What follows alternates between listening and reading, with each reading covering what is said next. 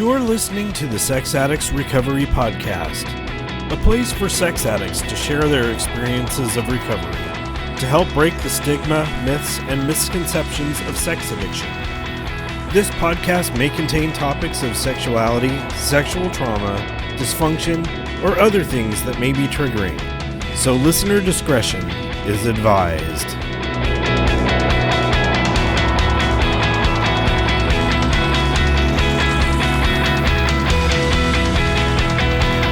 Hello, and welcome to the Sex Addicts Recovery Podcast. My name is Jason, I'm a sex addict, and I will be your podcast host for today. What's going on, everyone? Welcome to episode number 24 of the Sex Addicts Recovery Podcast. Today I'll be sharing a conversation that I had the other night with my friend John M. So John and I have known each other through the Santa Clara noon groups face-to-face and on Zoom. In our conversation, we talked about a lot of different topics, ranging from sponsorship to service. But one of the things up front that I wanted to talk about was starting off in program, leaving, and then coming back. Some people that I know have been in the rooms for a long time, and then they leave for a period of time and come back. And this happened with John as well. So the ISO put out a pamphlet called Recommitting to Recovery, and I'll leave the link in the show notes for this, and I wanted to read a little passage from it. For many of us coming back, we found it difficult to face others in the fellowship. Some of us doubted that recovery was still possible. In our renewed shame, we were initially afraid to face these rooms again or admit to what we had done. But when we shared our behavior, we were not condemned and over time felt great relief. When we returned, we needed to acknowledge what didn't work. Many of us acted out because we were relying on willpower or were trying to work the program alone and failed. We thought we knew how this program worked, but we didn't. Just going to meetings wasn't enough. We needed something more. The 12 steps of SAA offered us a solution. It doesn't matter how long or how deep we were in the inner circle. The same steps lead the way out. We re-examined the steps with the help of a sponsor and found a new path. This pamphlet came out in 2018. I think it is definitely long overdue to have something like this. I have known people in the program that were away for a long time and they came back and it's like, oh man, it's great to see you. And, they may be feeling some sense of shame or a renewed purpose. And I am grateful to have those faces back in the rooms. So it's awesome that the ISO put out this pamphlet. So I'm going to keep the beginning of the podcast pretty short. I've got some feedback and some music that we'll be sharing at the end. So without further ado, here's the conversation that I had with John. At the beginning of the interview, I was having a hard time trying to get the words out to start the introduction. So that explains the laughter. Anyway, enjoy.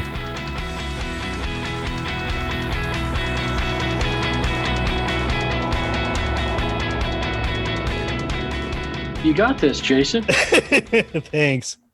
Yeah, so I'm super excited to have John here with us on the podcast today. And welcome you, John. Thanks, Jason. I'm glad to be here. Yeah, so we've known each other for quite a few years. Do you remember when you came into program? I'm thinking, fall of 2018. Really? It was. I was thinking it was longer. It might have been 2017. Yeah. That first year was such a nightmare. I kind of try to forget it. Yeah. It was definitely a longer portion of my recovery. Yeah, and I know you from the noon groups in Santa Clara. Absolutely. Were you Out of going the church? Yeah. Were you going to any other meetings around the Bay Area?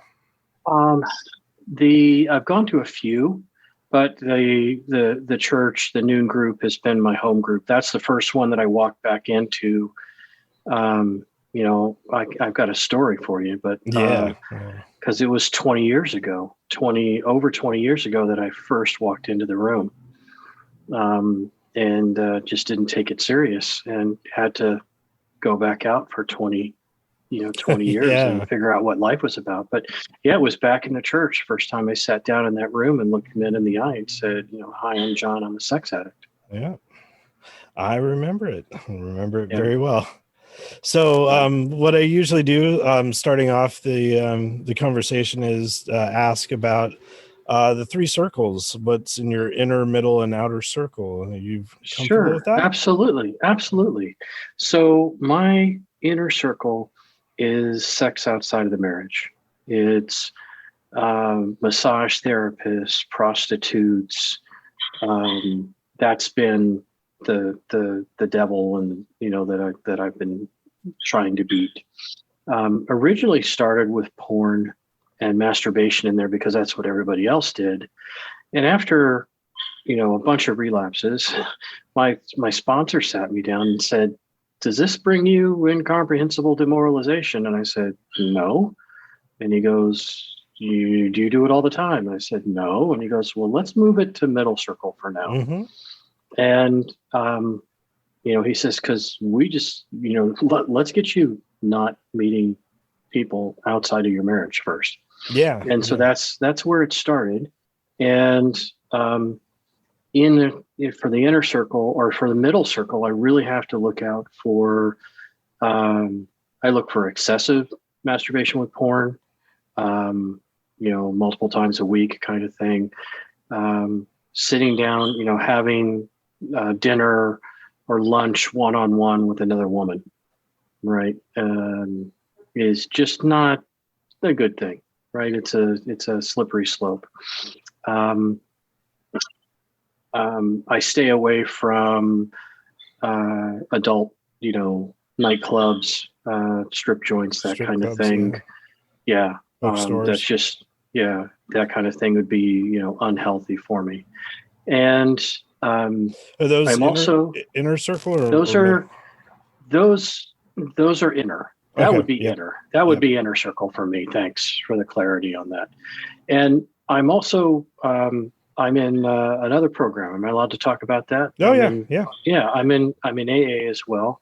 I have 29 years of sobriety in awesome. AA. Yeah, and I never finished the steps. I kind of did like 5 years and then kind of did it on my own. And I learned later that what I was dealing with was abstinence, not sobriety, much less recovery, right? Yeah. And so I look at a middle circle behavior would be being around a lot of alcohol, right? It's just triggering for me. And being around other people that have had a lot of alcohol, because I don't want to be in a situation where somebody's coming on to me, right? Yeah. So I even if it's in a group, I've learned, like a work function, that's after hours. I got to watch for that kind of thing. And then for outer circle, I love photography, and I got a fast car coming soon. Nice. I love driving. I love travel. I'm big into reading. I love science fiction. Singing, listening to music, that kind of thing. That's awesome. Outer circle. And there's probably another 20 things on my physical paper of my outer circle that I can't remember right now. Yeah. Recovery work, meetings, sponsoring men, all of those things have moved way up on my outer circle as a value. Yeah, I was going to say, we'll talk about it later, but the service work that you've done over the past, definitely over the past year, but even before then, has been just super awesome. Thanks. It's been I would say I've gotten more out of it than I've put into it, which has been really wonderful. I even got in trouble with my sponsor. He said, "Okay, you could sponsor 2 guys," and I took on 3. And he goes, "All right, you can do 3," and then I ended up with 6. And he goes, well, I'm not one to tell you. He says, my limit was 4 and I have 9. Yeah, So, he was up to 15 at one point. Yep. And I remember, so you are my grand, oh God, my cats are going nuts in the background again. Yeah, let's see if you get it right. Grand sponsee? No, I think, well, I remember, can I name them? I mean, my sponsor, and then his sponsor's off in Nevada. Okay. And then, yes. So I'm your great grand sponsor. Yeah. Sponsee. Yes. Yeah. So yeah, well, that's what you get for being around for a while, my friend. Yeah. Yeah, definitely. Yeah, my sponsee in Nevada has taken on quite a few people, and absolutely, the sponsoring is such a tremendous gift of the program. You know, it's funny seeing sponsees once they become sponsors. It's like, oh, now I get it. Yeah, I've got one sponsee that's got two sponsees. So add 2 more to your list. Yeah. It's, I don't know, but I think that you really start getting the program more when you have to give it away. Yeah. Right. So you're reading the book to interpret it and then be able to pass it on and then deal with life, deal with situations that come up, and being able to, not make things up, but to really just within the program, give your experience, strength, and hope to another person and see it make sense. A lot of times they just need to talk things through, or I need to talk things through with my sponsor. And I thank him and said, this is wonderful. And he goes, I don't know what I did. I really just listened, but yeah. Yeah. So, before we get ahead of ourselves here, what, I want to kind of get a background on what got you into the rooms of SAA, both the first time and the second time, but kind of, just doing a real brief background on, where you grew up and what was your family like. Yeah. So I was a military brat, and so father was in the military. I bounced all around. Then my parents were having problems, and my parents got divorced. And so, go back to about 11 years old, and, having dealt with family of origin issues, there was some abuse when I was really young by a neighbor. That it wasn't sexual abuse, it was just physical abuse for bedwetting, and you're a bad boy, and she thought she could punish me out of it. And so I was had some trauma and stuff like that growing up. But then when I was 11, my mom came home from work, and I had my brother's porn stash, and so I had a magazine. And I'm out in the living room looking at the magazine, and my mom comes in and sits down with me. And I flipped to some pictures, and she goes, those are beautiful women. And she had no problem with me looking at beautiful women. She just wanted me to realize that those weren't real. Those were airbrushed pictures. That wasn't what people actually looked like. And what mom didn't know is that I was all hooked on the letters, the forum letters. Oh, geez. Right? Yeah. And so from a very young age, I learned about masturbation, and then my whole handbook to sex was in the letters. And, so back there it was, if you got a woman to do this, then you needed to get her to do that. If she'd do that for you, then you needed to get her to do this too. And then if she'd do that, then you needed 2 women, or you needed a threesome, or you needed a foursome. And no matter what it wasn't enough. Right? It needed to escalate. It needed to be more. And so I had this twisted view of what things were supposed to be like. And all of my relationships, from middle school, high school, college, the military, I actually went in the service myself. Each of the individual relationships I had with people, with women, I wanted more. I always pushed for more. And I didn't know why. it's like a conquest or something. I was just driven. I also, that was there was always, stories about, you were with this person, but then you were on a business trip and you did this with somebody else, or you did this with your girlfriend's best friend. And I took that, I took a lot of that to heart and came up with my own stories and tried to make them true. And so I would have an affair. I had a love of my life in high school, and I fooled around on her. I got angry one night and went out with somebody else. Then going into college and alcohol starts getting involved.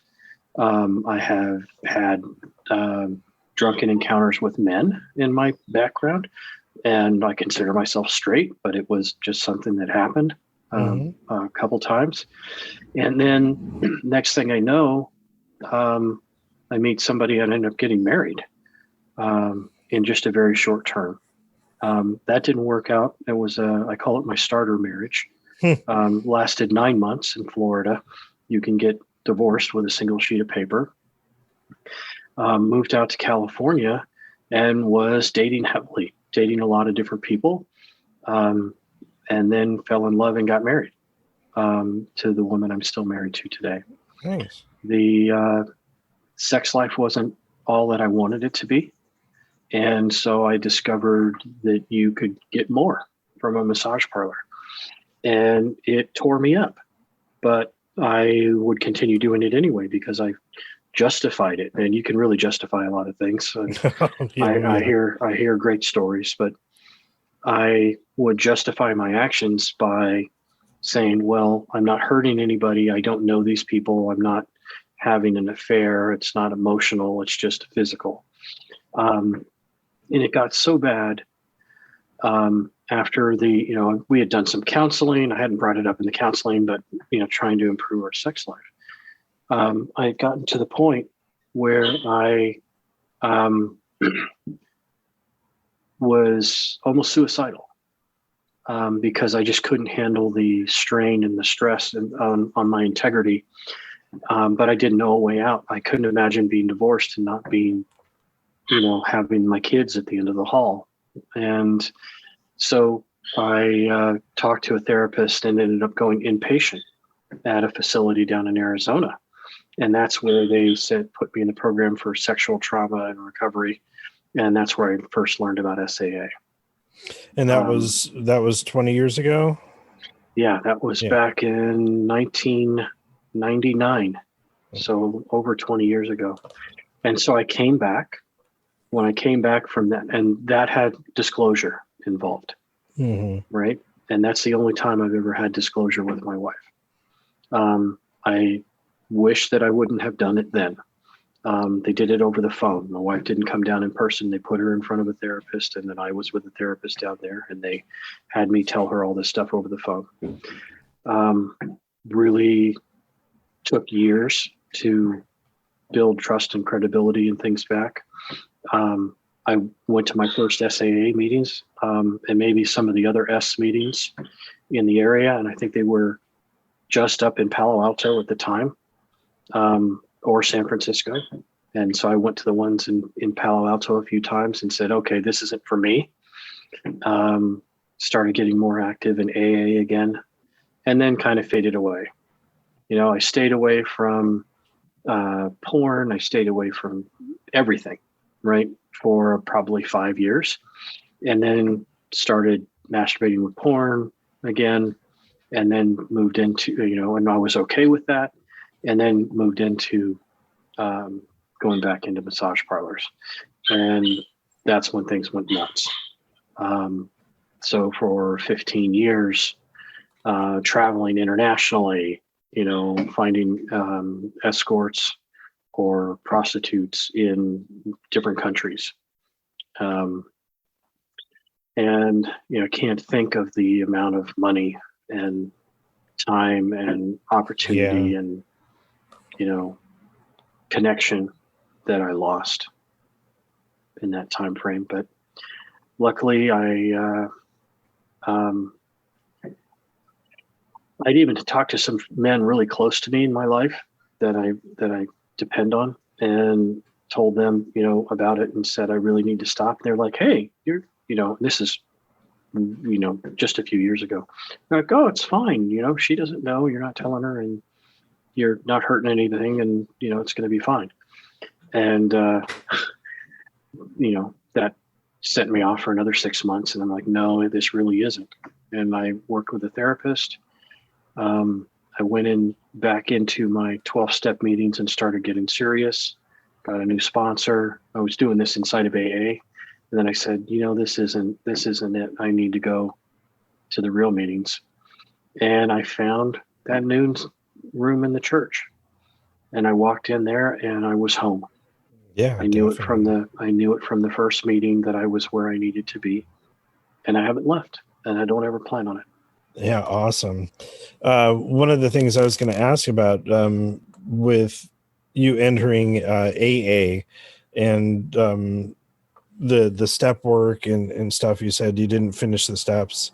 Where was that in terms of, we don't need the drunk-a-log, but, did you use alcohol at all to cope with sex addiction at all? Were they coupled? I think that so I have chronic ADD, and I was a Ritalin kid back in the late 60s, early 70s. And so I was one of the first adults diagnosed with ADD. I had to actually go to a child psychiatrist to get medication and be treated back in 1991. Okay. And so that is all around the time where I quit drinking. And I decided, hey, I'm going to be getting married. I'd gotten engaged. I'm going to be getting married. I don't want to have alcohol as a problem in my marriage. So why don't I just stop? And then somebody said, well, why don't you check this program out at Kaiser? And I went there, and that's when I realized, how much of a problem I was clueless as to how much it was affecting my life. And so I have I had what I call a high bottom. Mm-hmm. I didn't have DUIs. I didn't spend time in the drunk tank. Hadn't lost a job because of it. But I did have a lot of impact in my life. I cannot imagine, Jason, what would have happened if I would have kept drinking. Mm-hmm. And then, had the sex addiction escalate. I don't think my marriage would have, I don't think my life would have survived. I really, kind of afraid to go there. Yeah. So, yeah. So the step work was real easy, right? I have a religious background. So steps 1, 2, and 3, I think I did in a weekend, and then, step 4 took me, a couple years, mm-hmm. I think. Mm-hmm. And then I did step 4, 5, and 6 and 7. And then that was it. Right. My sponsor moved away and to Hawaii, and I didn't really follow up, and I was doing great. Right. I honestly didn't have the urge to drink at all. And I thought I was healthy and that I was all set. And I'd go in once a year and pick up a new chip, but I wasn't active in the program. I'll never forget when I came in and sat down outside of the church with my first sponsor and mm-hmm. said, okay, I'm ready to do steps 1, 2, and 3. And he looked at me and he just laughed. and he gave me the red pamphlet, and I started working on step 1. And I worked for, I think, 7 months on that. I wrote 60 pages. And that's insane. And then typed it up, and it was 20 pages, fine typing, and went over that with my sponsor, and then we cut it back.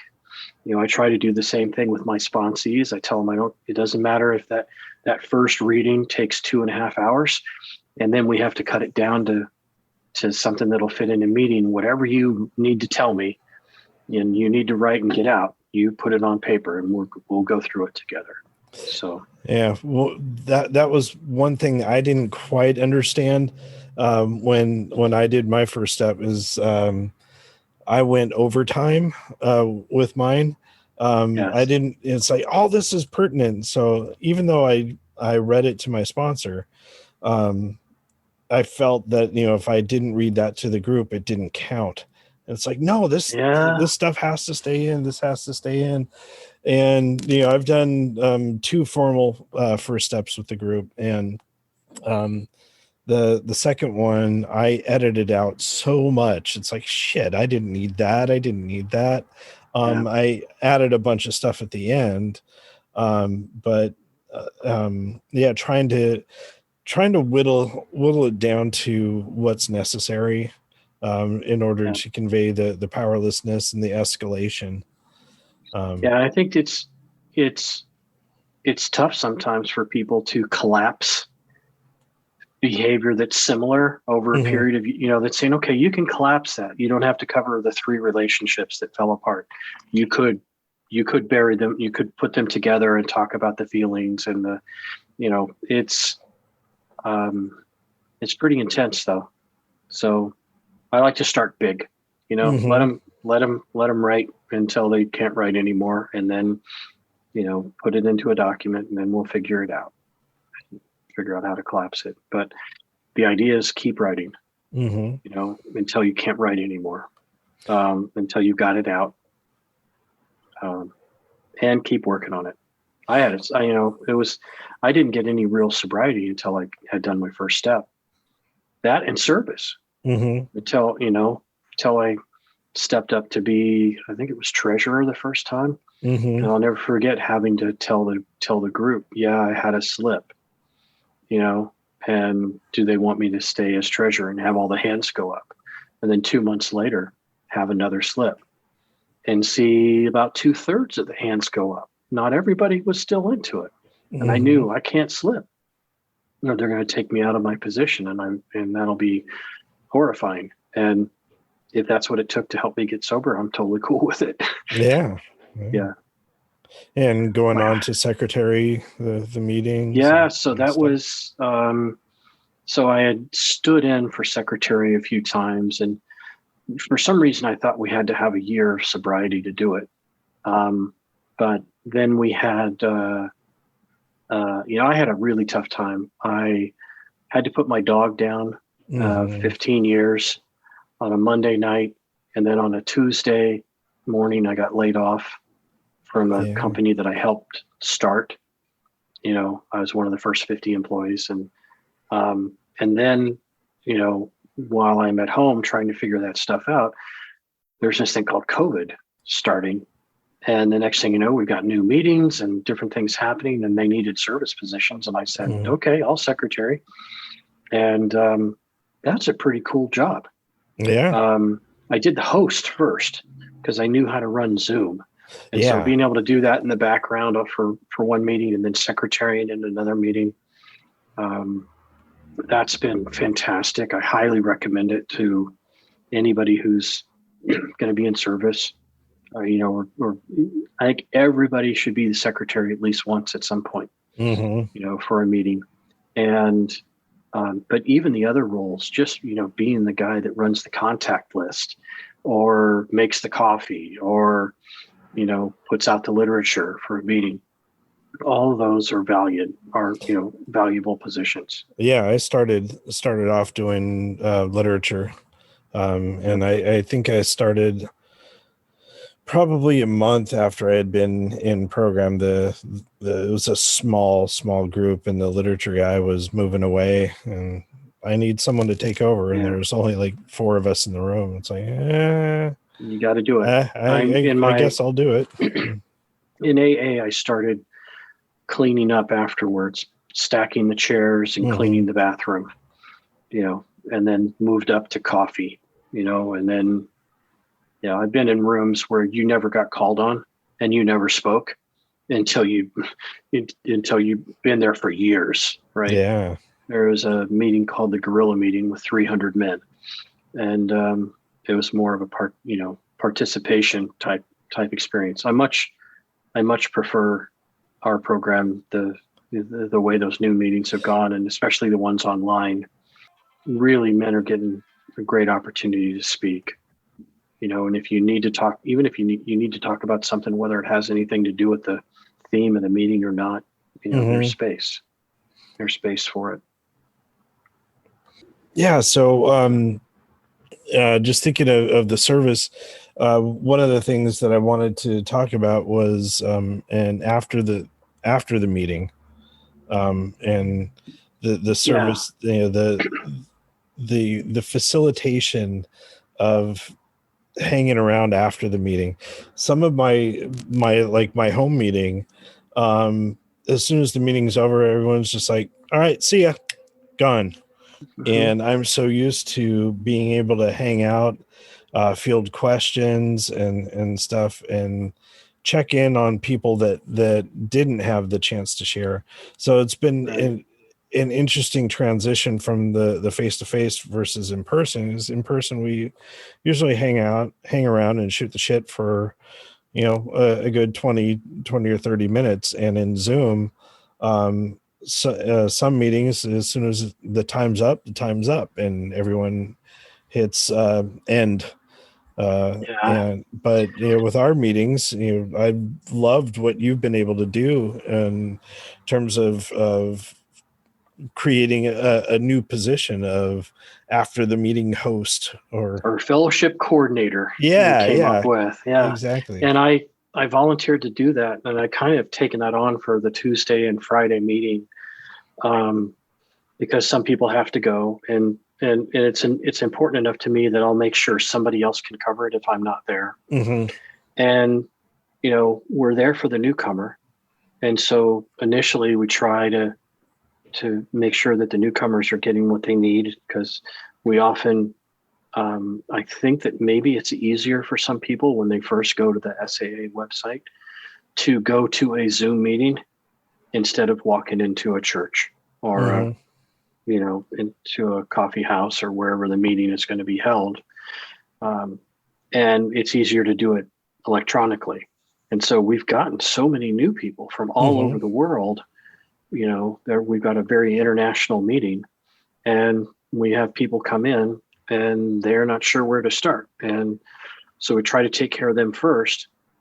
And then I do like, I feel like I do a decent job of sensing the room and watching the people's faces, and, from knowing them, usually being able to call on somebody and really, have them check in on how they're doing.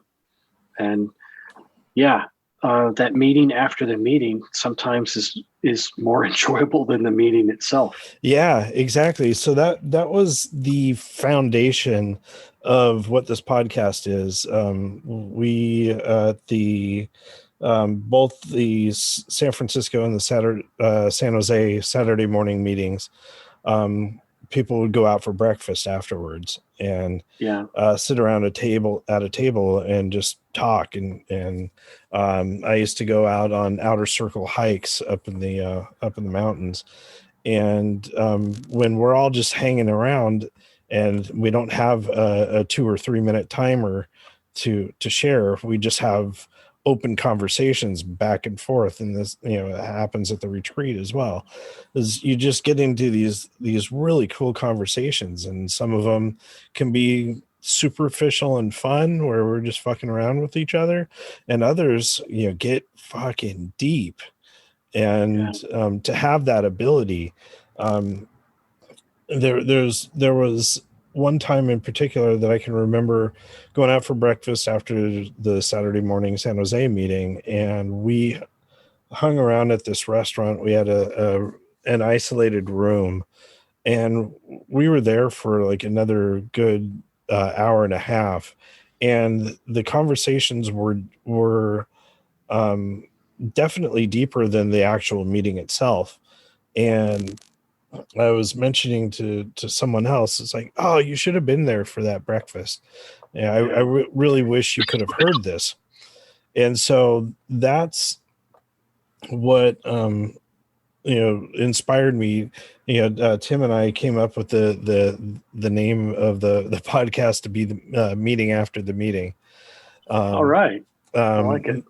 That was the original thought of going with, but in terms um, of internet searches and stuff, it's kind of hard. The repetitive words and the meeting, a whole bunch of stuff could come up, but Sex Right. Addicts Recovery Podcast it focuses in pretty well. Yeah. So I think you're doing, yeoman's work here, setting this up for everybody. And I refer my sponsees to it when they're telling me they're going to travel and they're not going to be able to go to a meeting. I'm like, hey, guess what? Yeah. There's lots of podcasts. You can download them and you can listen to them over and over again if you want. But those meetings after the meeting, being able to have a conversation, a two-way conversation, being able to ask a probing question, right? You can't crosstalk in a meeting, but you can probe a little bit, right? And we'll say, well, what did that feel like? Or what were you thinking when you did this? Or give some recommendations. It's not quite, a full bore, what I'm on. I'm a men's team, right? A group where we dig into each other's, issues and, because people are asking for help, giving tactical support, things like that. You can do that in our meeting after the meeting, sometimes. So you were telling me at one point you're looking forward to doing a first step. Yeah, we've got one lined up for August. We're gonna record in the meeting itself and trying to get the logistics down for. I have two different ways that I can record, so we'll figure out which way will be the best. But one of the things that, with the first step, someone is sharing their story completely. So I've already got the consent of the guy that's doing his first step. Doing the shares afterwards can be quite difficult. So I'm not sure if we're going to use that portion or not, because having 50 people on a meeting and saying, hey, we're going to be recording this, and it's like, I don't know if I'm ready to have my voice out there on the internet, is kind of a scary thing. But we'll at least record the first step portion and the commentary shares from a few people that feel okay with it. But set it up so the sponsor and a few people are set up to comment. That'd be great.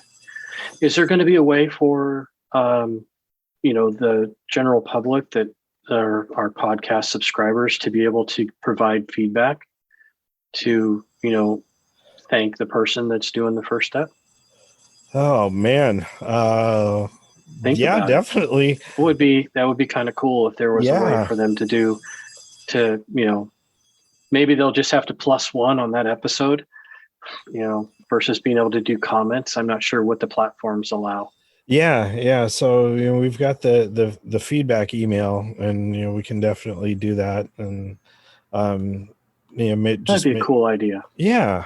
Thank you for floating that. I don't think I would have thought of that. And it's one of the things that I love about the program is the collective mind, the group conscience.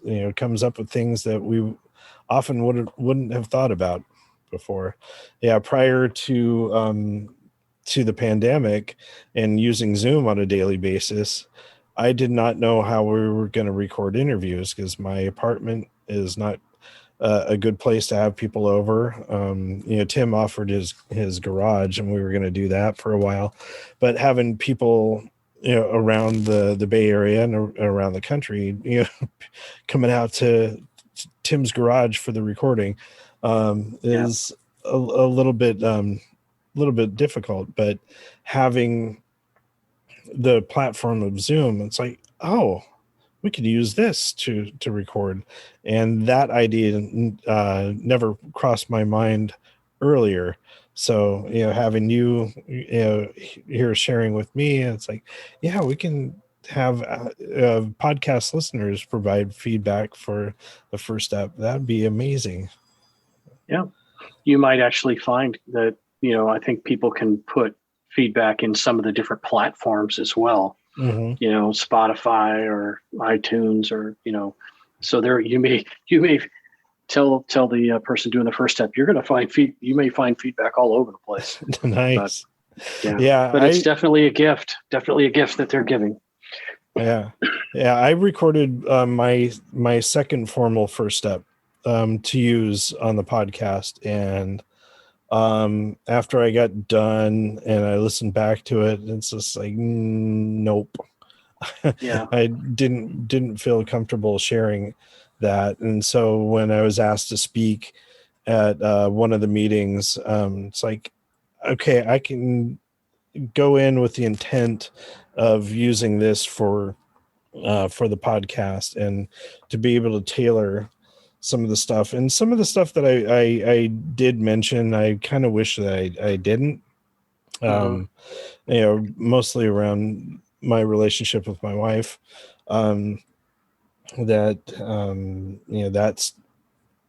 stuff. Well, I know you've chosen to put yourself out. Yeah. But maybe she hasn't.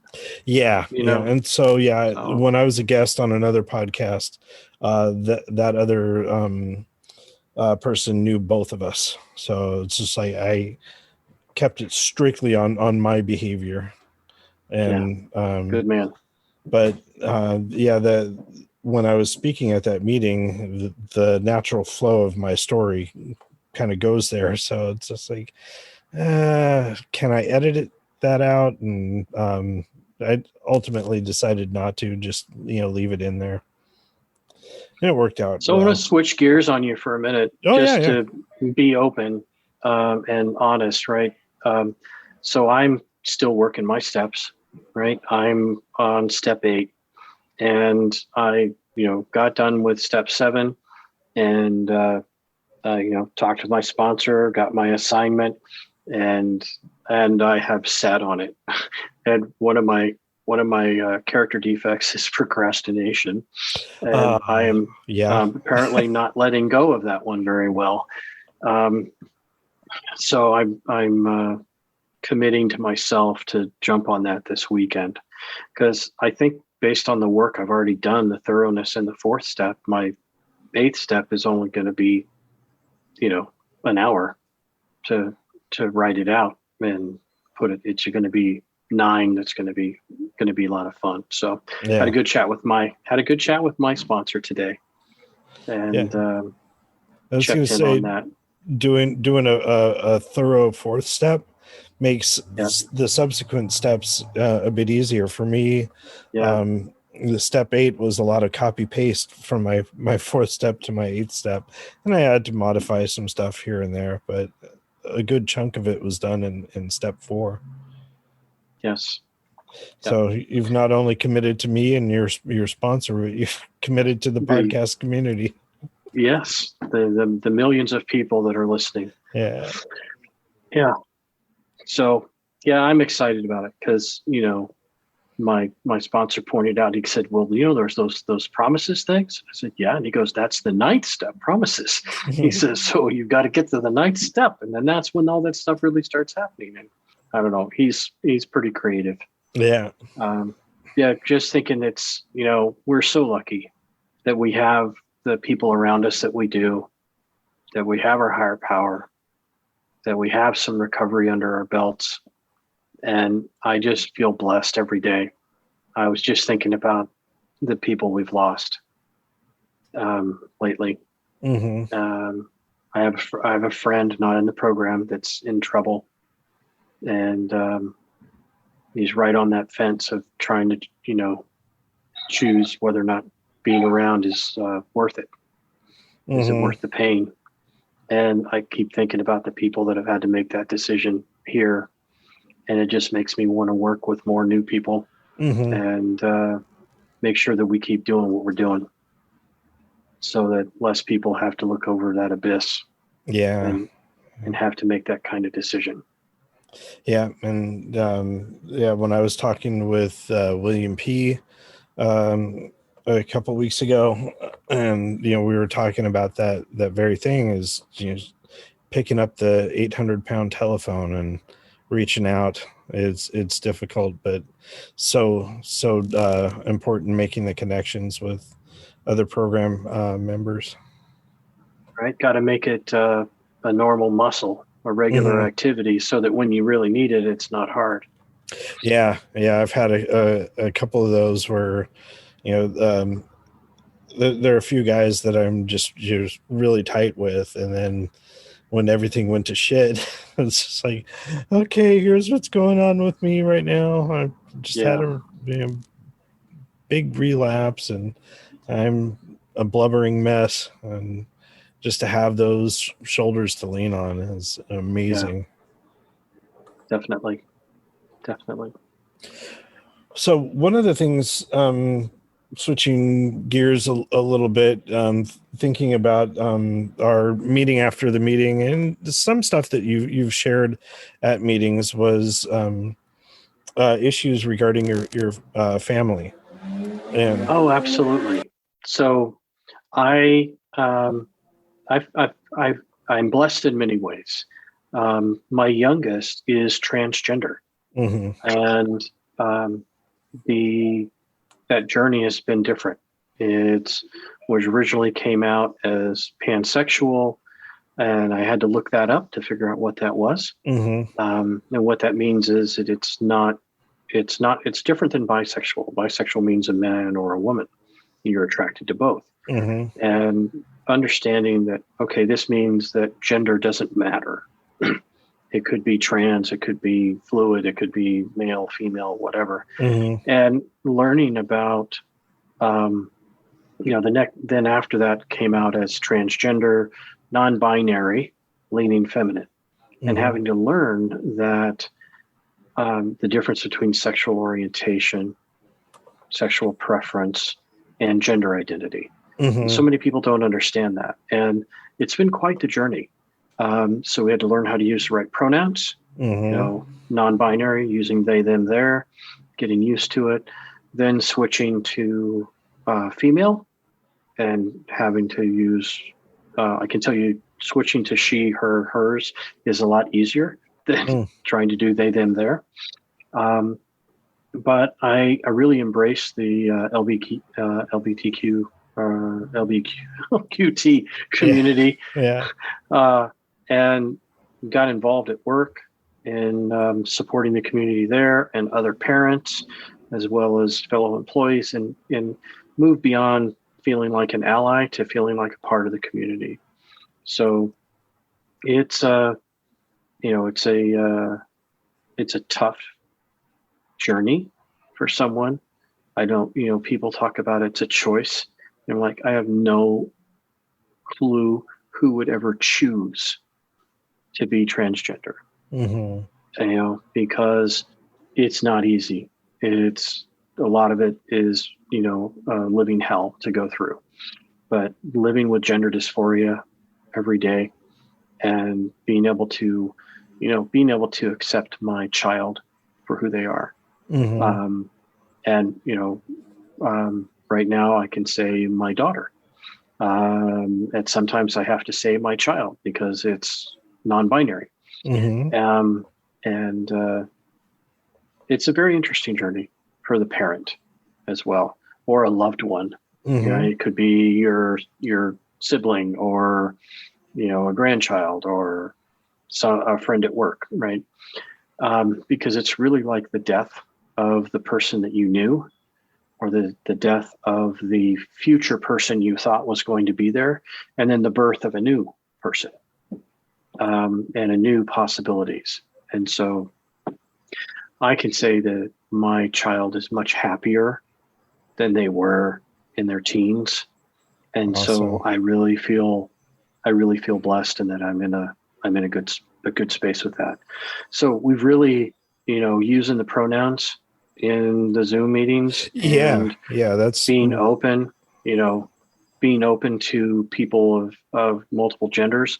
It was really interesting to have we had a couple meetings that were mixed, Mm-hmm. and then we went back to all men. But I've still welcomed people that were they, them pronouns into a men's meeting, because I figured they don't have anywhere else to go. So if they're going to come in and they're going to share their pronouns and they're willing to do it, I'm willing to have them in the meeting. Yeah. I love the fact that with our name tags on Zoom, that we've been able to put our pronouns there. I attended a workshop at work on pronoun usage and gender identity issues, and just all sorts of people that I've met here in the Bay Area and across the world, really. There's someone that I met at the Seattle retreat last year, was on a journey of from he to they, and just trying to understand, figure out things. It's an amazing thing for all of us. And I'm not going to get too personal here, but my nephews have undergone a name change. One, he still identifies as he. Another has gone through a name change and now identifies as they. And they are the same age as my son. And so it's interesting to hear that generation talking about pronouns and stuff. And, we talk with my son about gender identity issues and stuff like that. So when my sister was telling me that, he is now they, I was just like, oh, okay. I get it. Just hearing your story has really helped me, help me out as a loved one, that, it's like, okay, I understand, the complexity of the issue. And, well, it's really important that the family is supportive. And I can say that every family member, every friend, everyone we've talked to has been supportive. They may have had questions, but they've been incredibly supportive. And it's important, we're talking about suicide earlier. I mean, the numbers for people in the transgender community are horrific. Yeah. The percentages are horrific when they're not supported, when they're rejected by their family of origin. So that's not an option, and we need to accept people for who they are. I think, I was thinking, what was that movie? Mockingjay, Catching Fire, that whole series, the last one where people have all the fancy outfits on and stuff like that. Yeah. I think in 50 or 100 years, gender is going to be fluid. It's really going to be fluid. It's, I've seen it in my child, and I've seen it in others where, maybe one day they want to wear a skirt. Maybe one day they want to wear shorts, and they don't want to be told who to be. And, on the flip side, they don't want to be told who to love.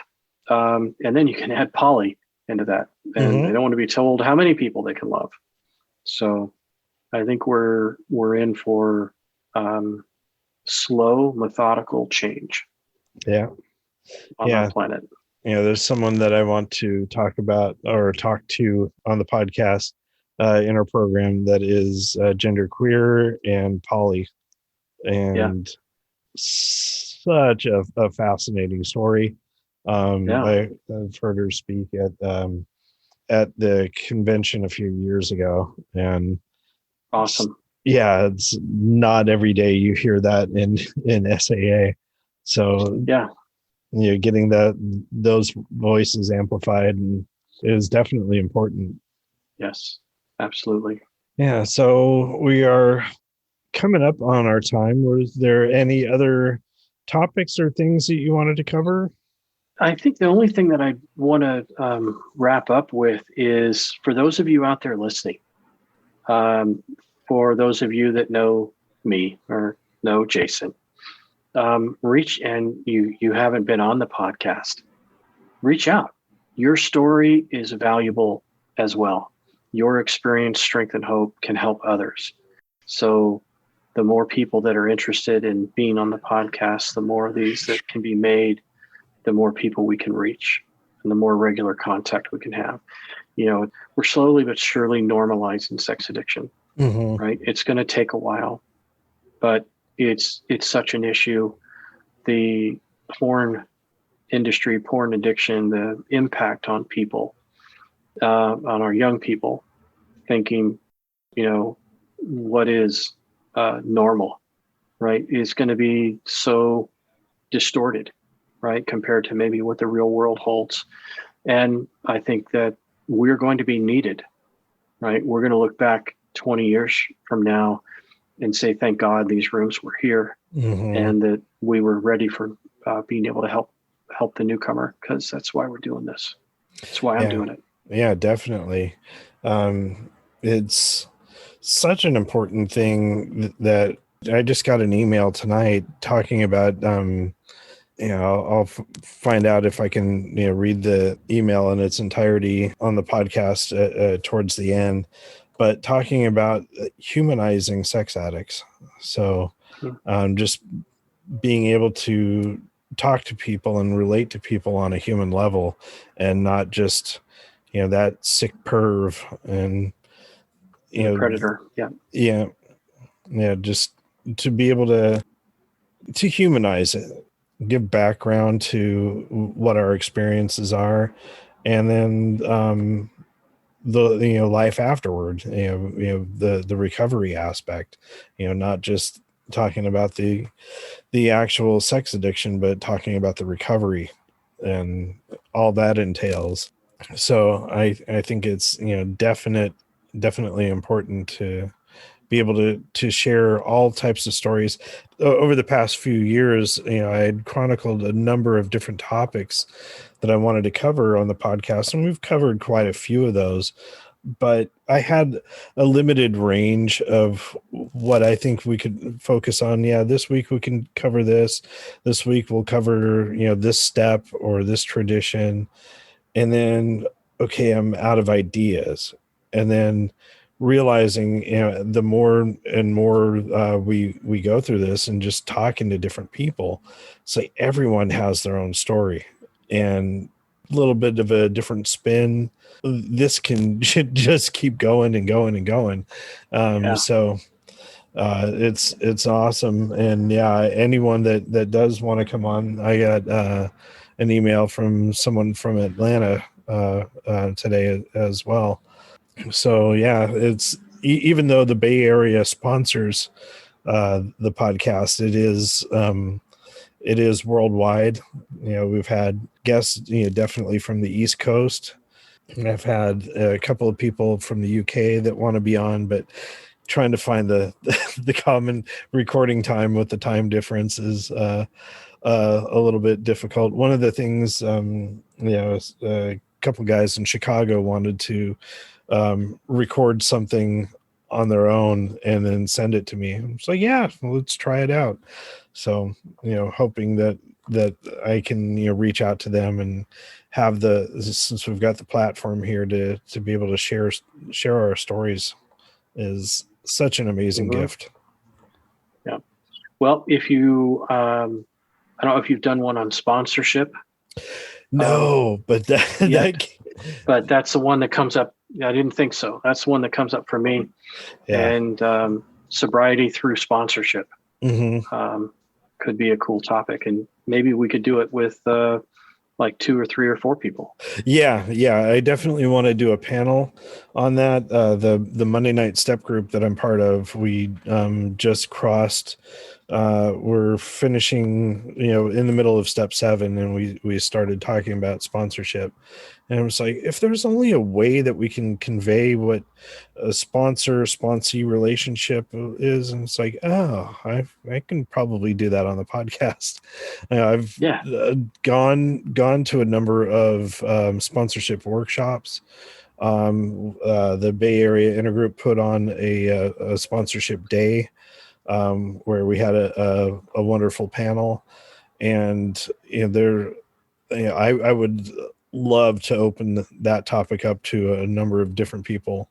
I love doing the forum podcasts, but it's often harder to schedule stuff like that. I hear you. I hear you. But you know what? If it's important, we'll make it happen. Oh, definitely.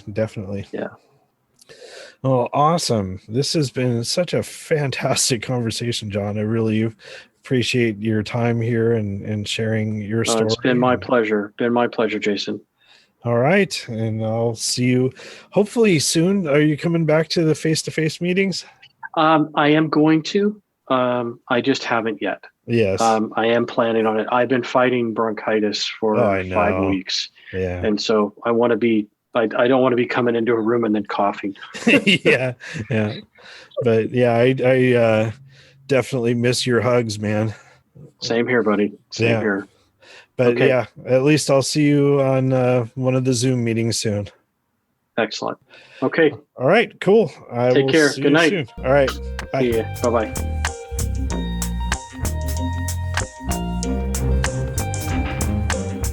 Once again, I'm so grateful to have had John here on the podcast. Such a fantastic conversation.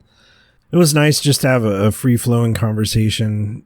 A lot of times hanging out after the noon meetings, the meeting after the meeting. It's just, these types of conversations where we start talking about one thing and it's, oh, I'd like to switch topics and move over to talking about this. And it's awesome to have that ability on Zoom, to have that ability to pick up a phone and have conversations, and to have a conversation like this here on the podcast. And once again, it's such a tragic thing to have to share, but I'm grateful to put out the number.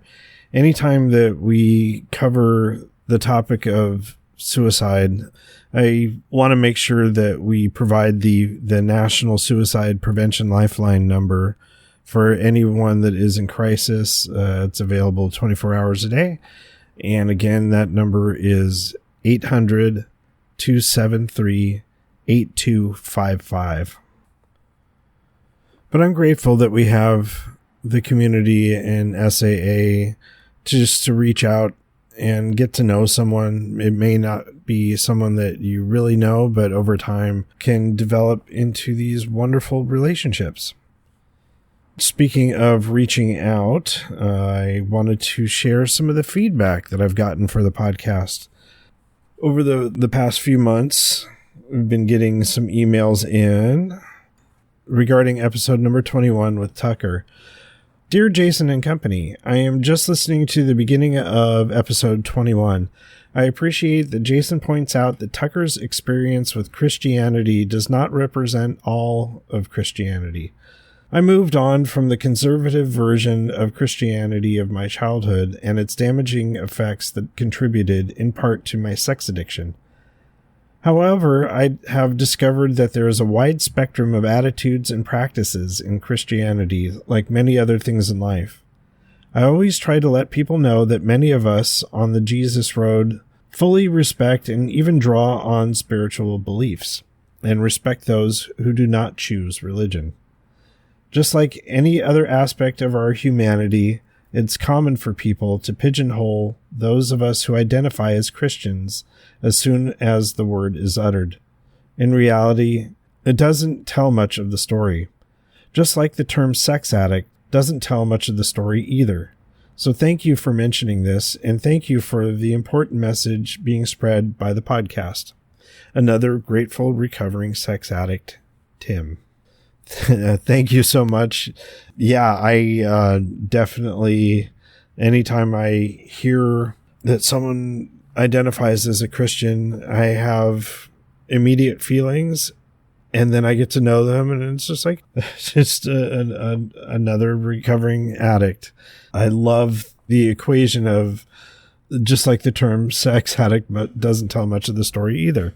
So getting to know people through our stories definitely helps humanize the experiences. Speaking of humanizing, Tim wrote us another feedback just a few days ago. And this is, I wanted to thank you and all of your participants for your good work on this podcast. One great service it can do for a non-addict who happens to listen is to humanize sex addicts and show that they are often beautiful people who just needed to learn a new way to handle life's challenges. I am grateful for this podcast. Regards, Tim. And yeah, I love having the feedback that we've been getting for the podcast has been amazing. So thanks, Tim, for writing in. And here's another one. This is from CG. I started listening to the Sex Addicts Recovery podcast about a month ago after my last bout of acting out. It led to the discovery of my sex addiction. While it was heavy realizing the gravity of addiction, I am very grateful for the recovery community it has brought me to. I just got sponsored last Friday, so I'm currently working through the first step in recovery. My goal is to go through this recovery and healing process, continue abstinence from inner circle behaviors, and achieve long-term sobriety so I can then sponsor others to do the same. Your podcast allowed me to understand the circles, the 12 steps, and so many other real truths about recovery before even attending a meeting. Many thanks to you for the courage you have given me to take part in this recovery process. Hope to see you in one of the Bay Area virtual meetings, and I look forward to the next episode of the podcast. CG. Thanks so much for that. And I'm so grateful that you found the podcast and have found the rooms of SAA and a life of recovery. Really happy that this podcast is doing what it intended to do. Reach out to the sex addict who still suffers. And I just got this one today. I've been in SAA for 11 years now. I just discovered your podcast about a month ago and have been listening to it. I truly enjoy it, especially the recent episode centered around utilizing creativity within our outer circles. I am a musician and artist myself, a part of an independent, inspirational hip-hop duo here from Houston, Texas, called Triola Lane, and I hope I'm pronouncing that right. Like you, I enjoy creating and discovering new music. Just thought I'd share my music with you, and here's a link, and I will provide that in the show notes. And so I wanted to play a little clip of Triola Lane's song called God's Time here on the podcast. I got my third eye open, Bible verse spoken, wise man to the word, boy, you know I ain't joking, got my God vibe about me, these haters can't stop me, Triola Lane in your vein, got your whole body rockin', take a walk in my shoe, down industry blue, with game based on fame from social media view, what's popular to me may not be to you, monkey see, monkey do, got a stunt for the gram from on God is my witness, help guide me through the sickness of devils and snakes, on the path to righteous men, ripped the wicked from round me, kept the righteous went down with to achieve a higher plane, the rebirth of my phoenix flame, while the serpent tongue glasses fabricated in fashion, baptized by John the Baptist, witness my higher path, this dirty game's insane, controlled by puppet now, in God's time, witness my rise, like Jesus of Nazareth, God's time, we work in God's time, God's time, God's time, we work in God's time, God's time, God's time, we work in God's time, God's time, God's time, we work in God's time, God's time. So awesome. I love having those in recovery, being able to use their creativity to make something so inspirational and powerful. Yeah, that track was so awesome. Like I said, so inspirational and powerful. I love it. And I'll go back to the end of the feedback here. I appreciate you, your podcast support, and the service you provide. Godspeed and bless, brother. So that is so awesome. If you have any information that you want to share with the podcast community, please feel free to do so. You can email us at feedback@sexaddictsrecoverypod.com. Or if you want to be a guest or a panelist on the podcast, you can reach out to me personally at jason@sexaddictsrecoverypod.com. And once again, the kitties are telling me it's time to wrap up the podcast. All right. Anyway, I thank you so much for listening to this episode. And as always, keep coming back. The views and opinions contained in the Sex Addicts Recovery Podcast are those of the participants and do not necessarily reflect those of the Bay Area Intergroup or the ISO of SAA.